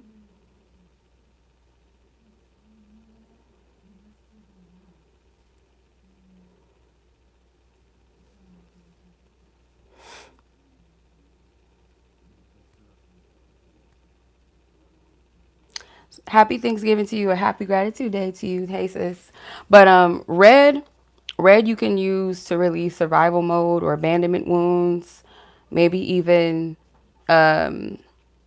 trauma in, you know, in the area of, I don't want to say it, but y'all know, essaying, things like that, or just trauma around physical intimacy. You can use a red candle for that, maybe even an orange candle. Definitely when it comes to intimacy wounds, orange. If you're trying to release anything that's blocking your self-worth, your confidence, you feel like someone has stripped you of that, your power, or you feel like you've given that away, you can use a yellow candle to call in a healthy, rooted core self-esteem, core values, call your power back, your magnetism, your light. Green, of course, is always going to be hearts, right? Most likely heart, always. Healing in the heart space, grounding your energy, bringing you back to center. Maybe even working with a specific angel, such as Archangel Raphael. If you're called to, blue, dealing with anything with like communication wounds, anything dealing with losing your voice, your truth, your power, feeling stripped from that, feeling anything dealing with your expressing of yourself, your truth, you living in your truth, things like that. Purple. Purple also third eye chakra, that deals with our intuition, our vision, our discernment. So releasing anything that blocks you from trusting yourself, trusting your intuition, trusting your inner knowing, you seeing the truth through things, seeing people for who they are, anything that blocks you from seeing red flags, things like that, anything with discernment, anything blocking that area, you can use purple. Purple is also good as well for calling your power back, because purple is sovereignty. Purple can also represent loyalty as well, right? I think of King Solomon when I think of the color purple. So anything dealing with your sovereignty, wisdom, wise decision making, intuition, right? Spiritual authority, purple. You can use like a white or gold or silver candle, but white is kind of like that energy that is a stand-in candle. It's also like good for ancestors, good for angels specifically, or just like it's that stand of, how do I explain it? It's like a candle that you can use for many things. Like you could set intentions with the white candle, but it's also good when it comes to purification, mainly purification and cleansing. Okay. So if you feel guided and all of those resonate, you can get like a candle, like a chakra candle, like those really thick 7-day candles that has all the chakra colors in them, and just do like a complete intention around all those things that you're working through, and use that type of candle, as opposed to maybe if you resonate with all of that, getting all those candles like separately. But I like to use 7-day candles because those, they burn, they're doing their work. And then the reading of the candles is very important. Reading how they burn, how were their burning process throughout the time that it was burning. And then after, of course, what does the candle glass look like when it's all said and done? Did it complete it? Because sometimes what I've experienced with some candles, they don't necessarily have to burn all the way through. Like sometimes the work is already done. Sometimes there might be resistance with the work, but you can kind of tell, just real quick, I'm not going to get into this too much, but you can kind of tell when the work is being kind of stubborn, or something might be working against it, or there's like interference, is when it's a lot of black smoke on the top of your candle, or almost all the way through. Especially if you haven't put any oils in it or any herbs, it's just a clean candle with nothing in it and it's burning like that. That's how you know there's potentially some resistance. Me personally, like, yes, intuitively you can kind of sense, but I like to like pull on it, kind of do a reading on my candles to kind of get like better clarity what's going on with the candle specifically. Sometimes the candle will burn clean. The candle is not all foggy and smoky or black. It'll just halfway burn. Sometimes it's like, it's good, it's done. You don't got to do no more. Like, you're cool, it's done. If you try to light a candle and it just will not burn, sometimes that's also resistance. And it might also be that it's not necessary for you to do the work. Or do it in the manner of candle work. It might be something else that your spiritual team is encouraging you, which is why I always encourage people to check in with spirit, with their divine team, on what they should be doing and how they should be doing it, because not everything is for everyone. Not every method is going to work. So why people are going on TikTok trying to take note of what someone else is doing, and half the time that shit is just like for entertainment purposes. You have to use your discernment. Not everything is for everybody, and it's not always good things too. So it's like you have to kind of build, not even kind of, you do have to build your own relationship with your spiritual team. The closer you are to your spiritual team and divine, the more you're going to trust yourself. The more like, the more unique, I should say, the more unique your spiritual work is, more tailored to you, tailored it is around your own energy, the more powerful it is. The more powerful your magic is when it's, your spiritual work is when it's connected to you. It comes from you, not you trying to take from somebody else, what somebody else is doing, how they do it. And then, yeah, there's some traditions and things like that, But your spiritual team will tell you what's going to work for you and what's best for you. And it's not always about, oh, let me manifest some money, let me manifest some love. Sometimes it's like, most of the time, it's how can I better myself as a person on the inside? You know, how can I better myself as a person? What is it that's going to benefit me in the long term? Because if I know that if my inner world is all fucked up or jacked up, or I have all these blockages in myself, or I don't believe, I have hate, I'm unforgiving, or I'm a jealous person, or I'm hateful, or I hate myself, or I don't believe in myself, your magic is not going to work. It's going to be very resistant.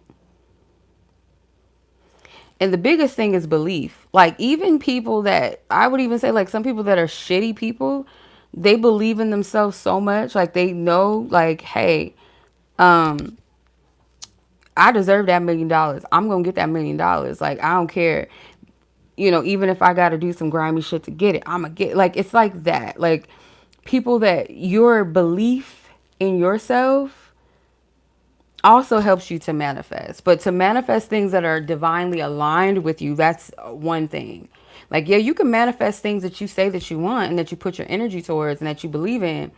But it's one thing. The difference is like manifesting something that is of substance, that is for you, that's divinely aligned for you, that is healthy for you and those around you, is the things that you manifest with your heart and your soul. So if your heart and your soul is just all whacked out, it's unhealthy, it's toxic, it's full of gunk, it's full of all these patterns, and some of this shit is like things that were predates your existence, like things that were going on in generations that you before you even got here, that you carry inside yourself. So as you do your soul work, you're doing your generational work, and you're making space to receive things that are blessed and aligned with you.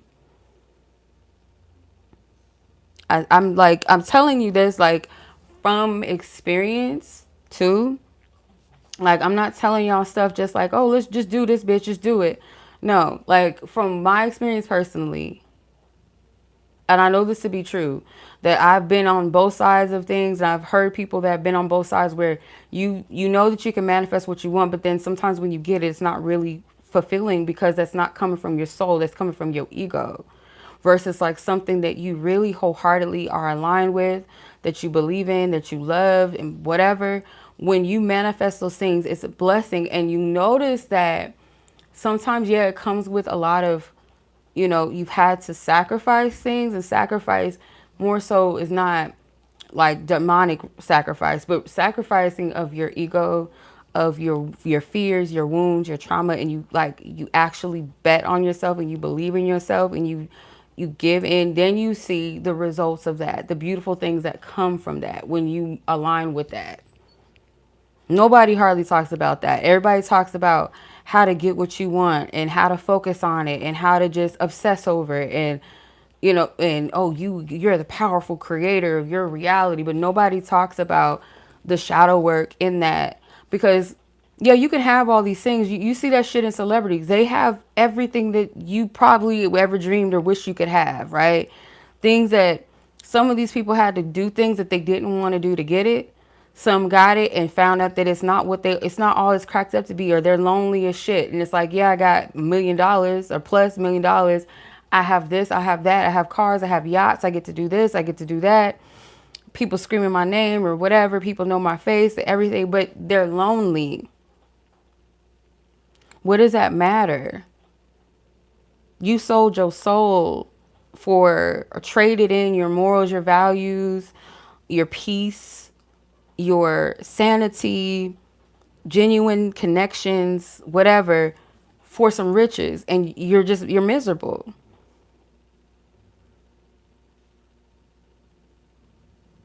And the love of money and the power of money and all that stuff, like, some people will do anything to get it. They don't give a fuck about people. They don't give a fuck about the well-being of humanity.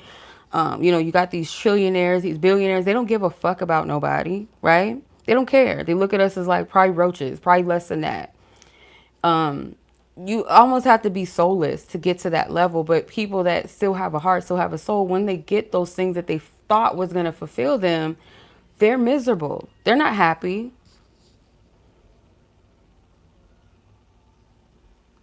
And then how you know is like the only thing that they feel like makes them valuable is them like, oh, I got money. Oh, y'all just hate because, oh, I'm just on this yacht and I'm this and that. Like, if you have to do that, that's your only thing that makes you feel fulfilled, or that is the thing that you feel like is what makes you valuable. Like, that's lame as shit. It's corny.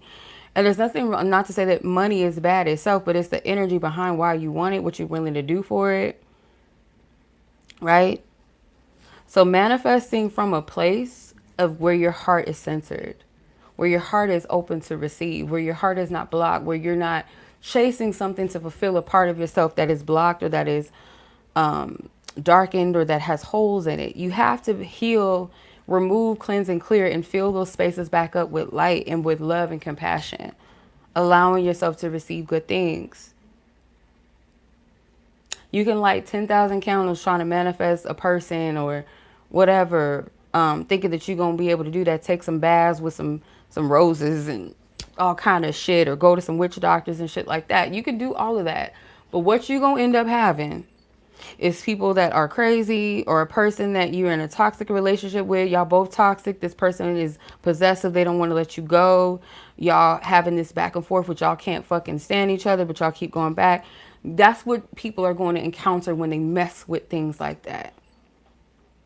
Because when you're doing love work, you're manifesting somebody that resonates with your spirit, with your vibe that you put out, with your energy, where you don't have to do that, where you don't have to be like, oh, I'm going to manifest this specific person, because that person may not be the one for you.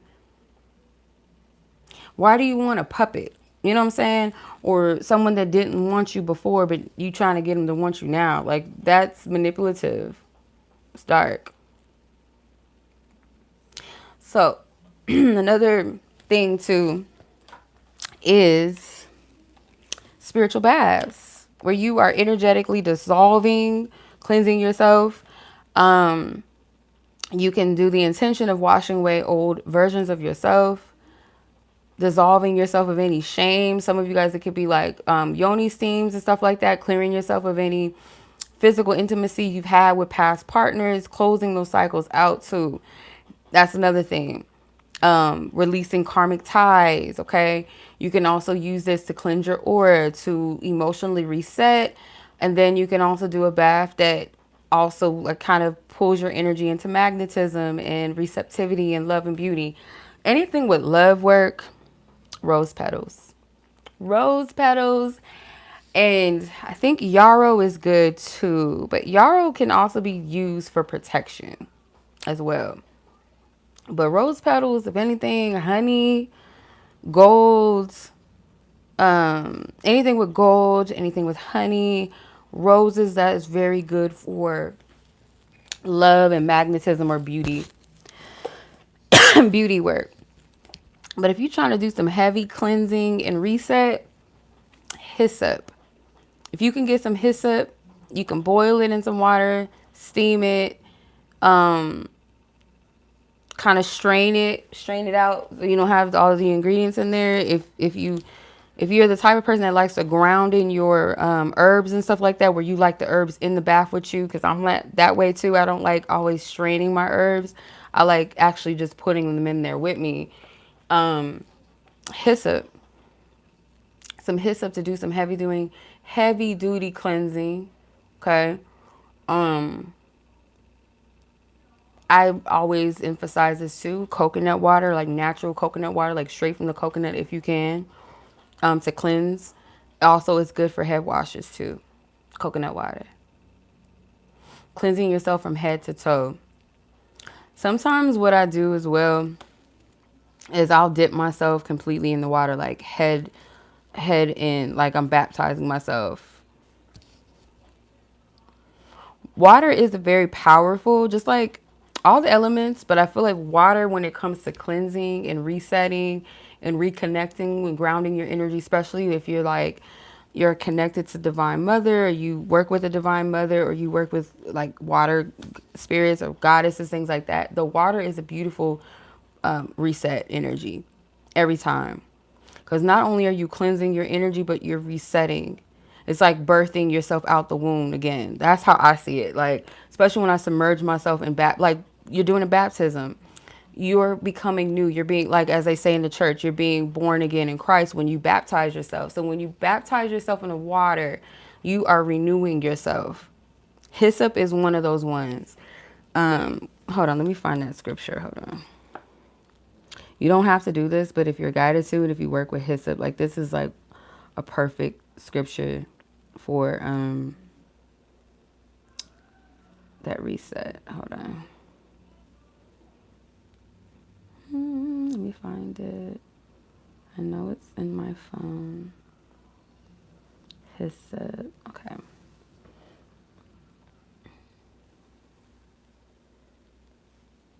Okay. So Psalms 51. Okay.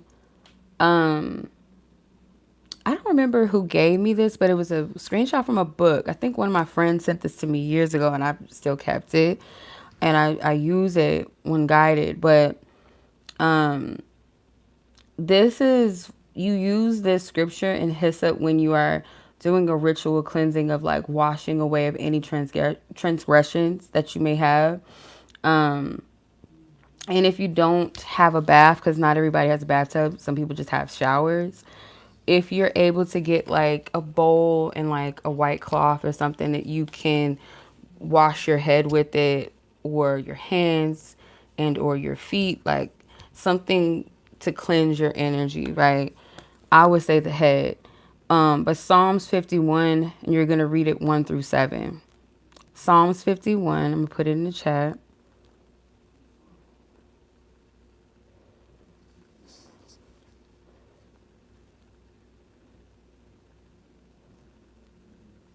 Hold on, 1 through 7. Yeah. Yep. And that's if you feel guided. Always check in with your divine team, okay? Always check in with your divine team before you do any spiritual work, because they may have something that else they want you to do, want you to know, so on and so forth, okay? All right, so I'm going to be doing the Venus on the Blocks reads. If you guys are interested in the Venus on the Block reads, you guys can click the description box, scroll down a bit.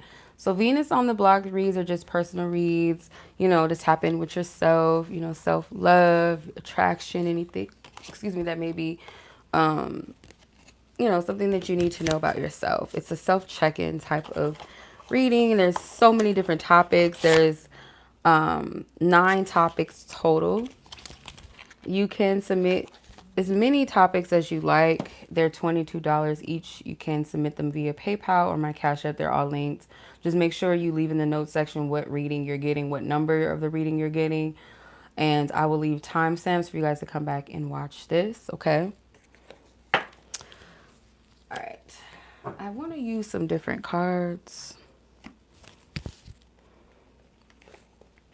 Hold on. I don't know where this deck came from. Where's the box for this deck? Oh, my phone is on it. My phone is on it. I do have one person on the list as of right now, Brianna. So, I'm going to take a quick break and I'm going to get some different cards to use, like more tailored to that type of energy. So if you're interested, you guys can click in the description box, okay? And I will add you to the list, leave a timestamp next to your name to come back and watch the live, okay? Whenever you want, or in case you missed it or you fall asleep or something like that, you can come back and watch it. But I'm just going to take a quick bathroom run. I'll be right back.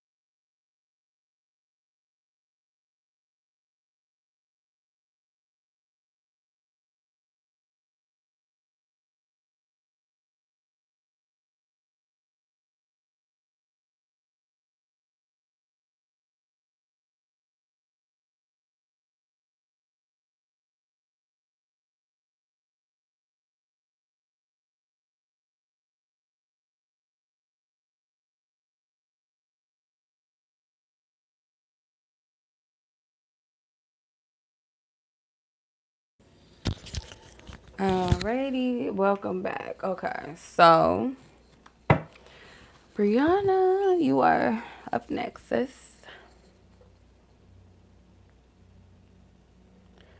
Hold on. I wish they had a way to overlay.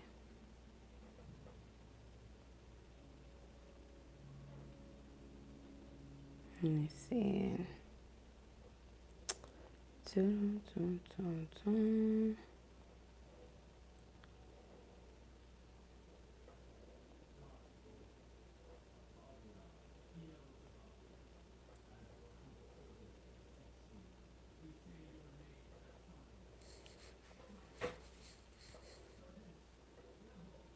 Why are they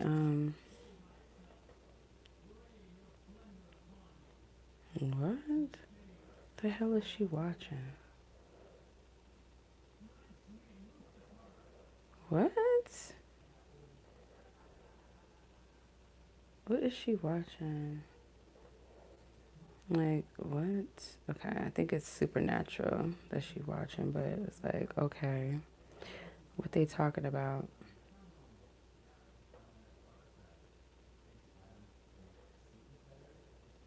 Okay. Hey, sis, how are you?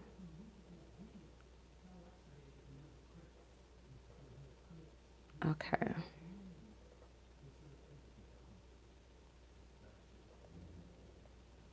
Okay, so you have number 9. Let me get your timestamp real quick.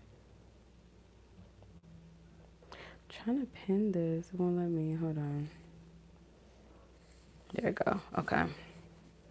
All right, so yeah, we're doing Venus on the Block reads right now. Okay, so we're done with the collective read and such. So now we're just gonna get into the Venus on the Block. So like I said, there's a menu of different, like 9 different types of readings, self-check-in readings, self-care, love, all that. So if you want to be added to the list, your name to the list is open. Check in the description box for the menu 1 through 9. You're more than welcome to purchase more than one reading if it resonates with you. You know, you see something that speaks to you. Okay. Also, these readings are non-refundable as well. So once you get the reading, that is it. So if you're a skeptic or you're like, oh, I want a free reading, you know, let me purchase it and then like complain and try, like, no, don't, we're not doing that. So fair warning, okay? If you don't trust, don't do it. Just saying, don't do it. Okay.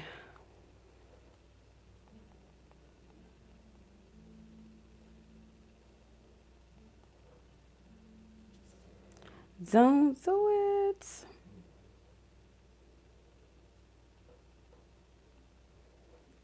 Okay. Timestamp is 109:41, so that's an hour and 49 minutes, 30 seconds, I think. Okay. All right, number 9, Miss Brianna. So your reading was in the last one, Love Letter from Venus. Any channeled messages, a love note from Venus to you, what she wants you to know about love, beauty, and power at this time. So I'm going to put this deck to the side for now. Let's see. Do I want to use these? What is Miss Venus? The essence of Venus, the Venus of love, planet of love, beauty, self-love, power, divinity. Brianna, ask for permission has happened to Brianna's energy. Only for what you will allow me to know and to see, divine source, God, her divine team, her angels and ancestors of the highest order of love, light, truth, integrity, divine wisdom. Gives me permission to know and to see. We ask for her assistance. They collab with my divine team, my angels and ancestors. Protect us, guide us, watch over us in all spaces and timelines. Amen. Ashe. Essence of Venus, her energy, love goddess energy, power, beauty, self-care for her devotees. What do you want Brianna to know? Thank you for the likes, y'all. I appreciate that. I really, really do. Thank you so much. I appreciate it. All right.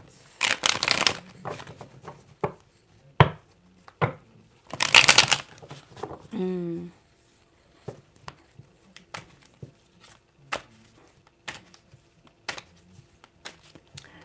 saying the words love and peace. Love and peace. Okay. I feel like this is hinting at you taking better care of yourself. Spirit, I feel like too, like your divine team, it's not just her energy. It's like her energy to you is about self-care, but I'm getting like your divine team specifically, they hold things off for you. Like you're not being blocked, you're not being overlooked, you're not being mishandled is a word I'm hearing as well. It's like they have to pause. It's like this is an energy of stillness. They need you to see something that you may not be seeing, right? It's like like slow down a bit. It's almost like they're not completely keeping you. It's like, yes, there's an energy of you being, how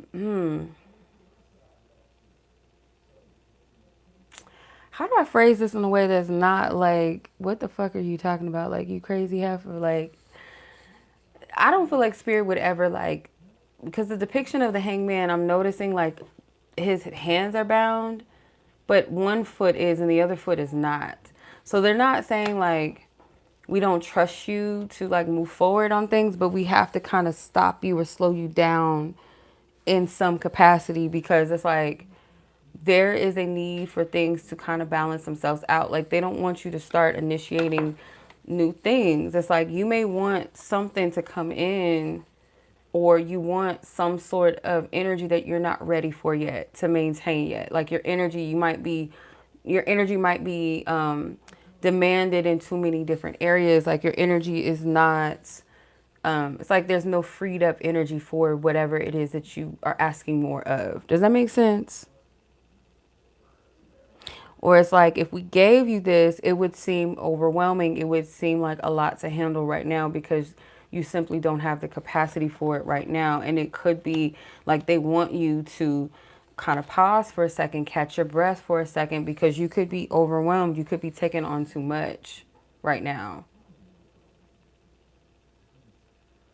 This could feel like a resistance a bit, like,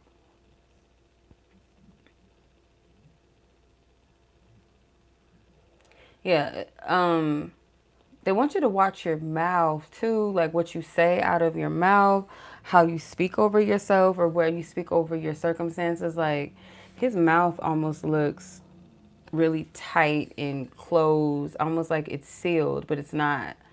Um, they want you to be mindful of your steps. So it's kind of like they cause things to be in still and pause for a second. It's almost like a movie.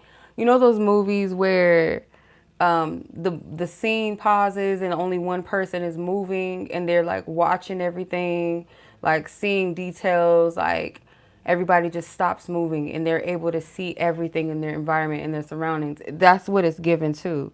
Like they're kind of putting some things in like pause for you so that you have time to see, you know.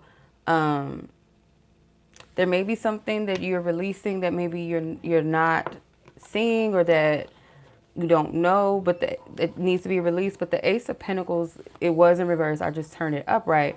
But when it was reversed, it was scarcity energy. So you could be afraid of loss, afraid of something being stripped from you, you missing something, missing an opportunity. So Venus's energy, her message to you is self-care, is rest. But how your divine team is translating this energy is a little bit deeper than just that. Like, what do they mean by self-care? Is this, like, don't take off too much. Don't bite off more than you could chew right now. You might be asking for more, but Spirit's like, can you even carry this right now? You don't got no, no hands to carry this, You might need to acknowledge that you do need support in some kind of way. Like, sometimes we try to be superwoman, but we have help. It's okay. We have a team. It's okay to say that you need assistance with something, that you need a break, or that you need a little helping hand with something. It could be something you're curious about as well. I don't know if it's therapy or like you want to ask something, but you might be kind of hesitating on it, not sure. It's like something that you're exploring, maybe open to learn or something like that, but you're still kind of like, I don't know if I should. Let's see, Venus. What's your message? These cards are sticky. Okay, Femme Fatale. My beautiful child, being in touch with your sensuality is a powerful thing. There's nothing more beautiful than a woman who loves her body and gives room to her sexual desires. Now is the time to embody the energy of the temptress. So another thing too that I feel like resonates with this is like you might, how do I say this is like, I'm sure you would appreciate the honesty, but sometimes we can take on too much of a masculine role where, again, it's kind of like allow yourself to be in your femininity. And there's a part of you that you have the power to attract and to allure what you want. And it's not so much, I know the cards were talking about sexuality and attraction, but I'm getting more so like, aligning things for you and with you by being in that energy of knowing you the shit, knowing you that girl. And it's not to say that you don't, but it's like too much of your energy is being given to kind of your masculine energy. Maybe overextending yourself, taking on too much, driving your energy to where you're not allowing yourself to walk in flow. It's like a heavy energy. I want to pull one more card from this.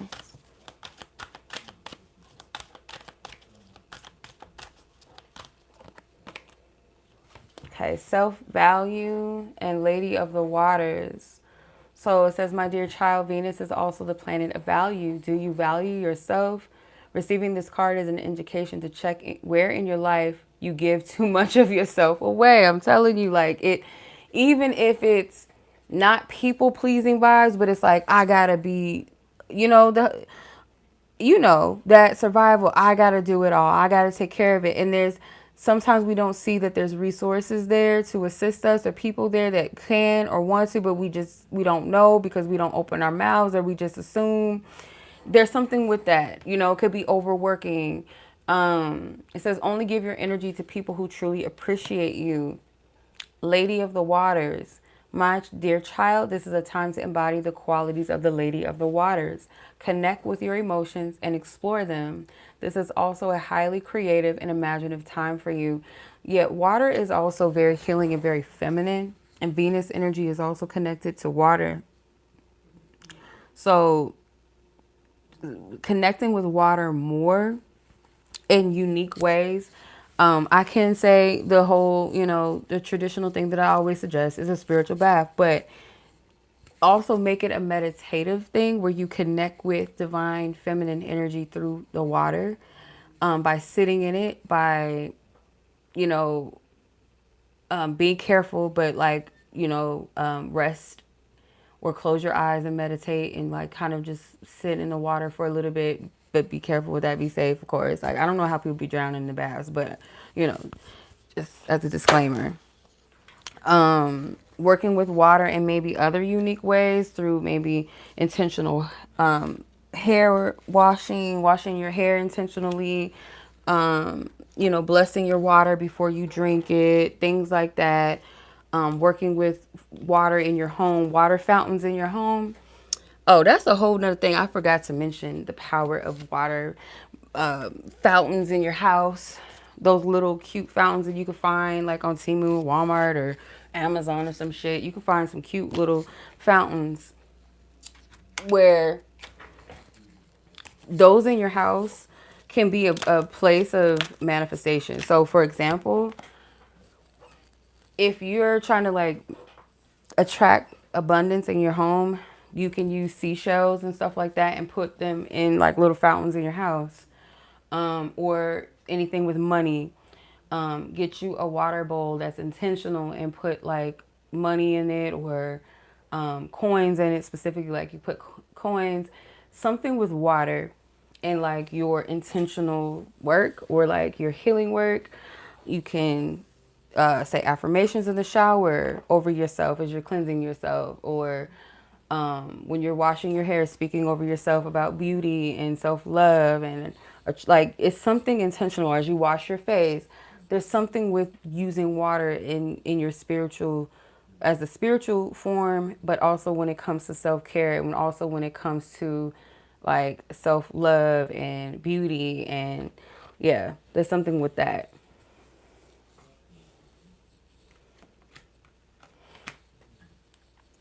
Yeah, but there's something with the water fountains because they're not only are they're very serene and peaceful to have in your home. Like the sound is very peaceful, and it creates a vibe, you know, that's very zen and peaceful, but it's also magical too.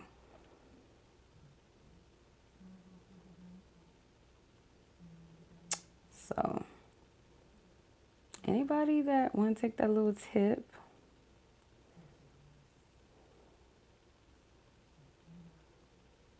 you know?